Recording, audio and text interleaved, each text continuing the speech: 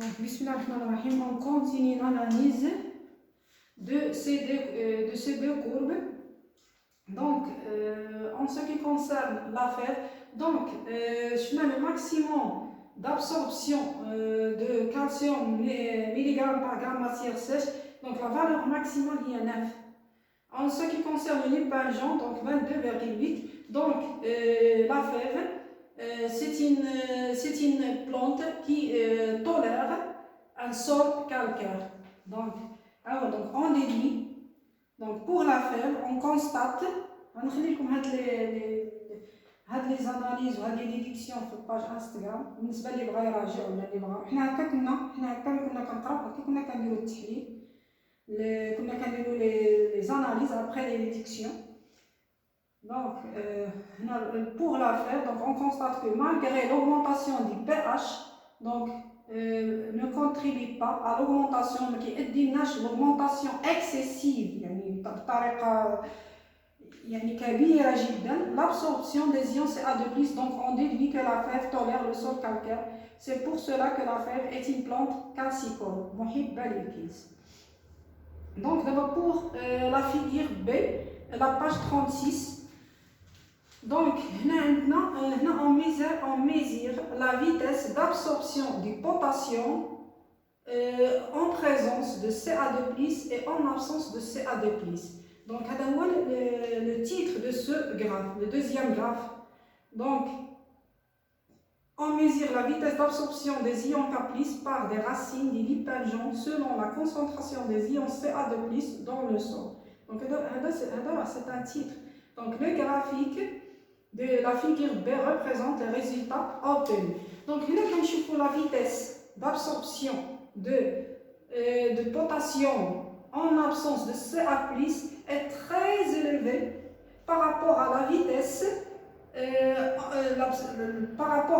d'absorption du potassium milligramme par gramme en présence de Ca2+. Donc, là, on va faire l'analyse de cette courbe. Donc, en absence de Ca2+, donc entre T06, donc entre T, la projection orthogonale de la courbe, en absence de Ca2+, donc on analyse courbe par courbe. Donc, en absence de Ca2+, on la projection des croissante, légèrement croissante, légèrement croissante. Il change, donc la vitesse, la quantité d'absorption n'est pas la même, donc change. Donc il est croissante de 1 à 0,6 heures à 1,8 heures. Donc il y a une phase croissante. Donc, en absence de Ca2+, entre T égale 0,6 heures et 1,8 heures, la quantité de K+, milligrammes absorbé, ça veut dire K+ absorbé milligramme par gramme, est croissante entre 0,4 et 4 mg par gramme. Entre 1,8 et 5 heures, on a la quantité de potassium absorbé et la quantité des ions absorbés augmente légèrement de 4 à 5,2 mg par gramme. Entre 5 heures et 7 heures, la quantité de calcium absorbé est légèrement croissante entre 5,2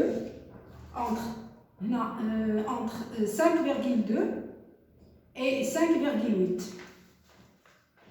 Entre 5,2 et 5,8 mg par gramme.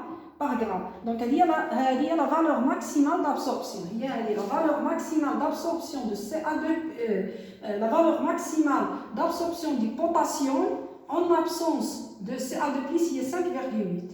Alors qu'en présence de Ca2+, il y avait 1,2. Donc, il y a une grande différence entre les valeurs absorbées en absence de Ca2+ et en présence de Ca2+. En présence de Ca2+, la quantité de potassium absorbé augmente légèrement de 0,4 à 1,1 mg par gramme entre T06 et T3 heures. entre 3 heures et 4 heures, la quantité de potassium absorbée diminue ou décroît de 1,1 à 0,1. حيت هنا عندي من هنا تقريبا 0,6 حتى 3 heures كانت هنا croissante. Donc هنا il croît, هنا il diminue, il croît, puis il diminue jusqu'à atteindre la valeur maximale et ne dépasse pas 1,2 mg par gramme. Donc entre T4 heures et T6 heures, la quantité de potassium absorbée augmente légèrement de 0,9 à 1,2 mg par gramme. Entre T6 heures et T7 heures, la quantité de potassium absorbée diminue légèrement de 1,2 mg par gramme à 1 mg par gramme. Donc, on a la valeur maximale d'absorption en présence de CA2+, il y a 1,2 mg par gramme. Alors que en absence de CA2+, donc elle est 5,8 mg par gramme.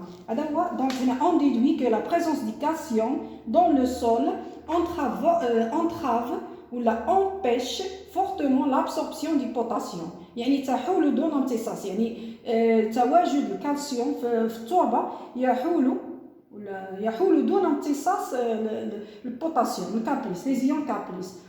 Donc, donc qu'est-ce qu'on déduit à propos des deux graphes? Donc, le graphe, il est complémentaire du premier graphe, il est explicatif. Donc, il explique le lipage jaune et les calcifige et pourquoi la fève il est calcicole.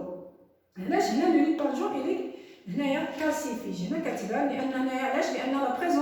لأن la présence de CA2+ empêche l'absorption du potassium.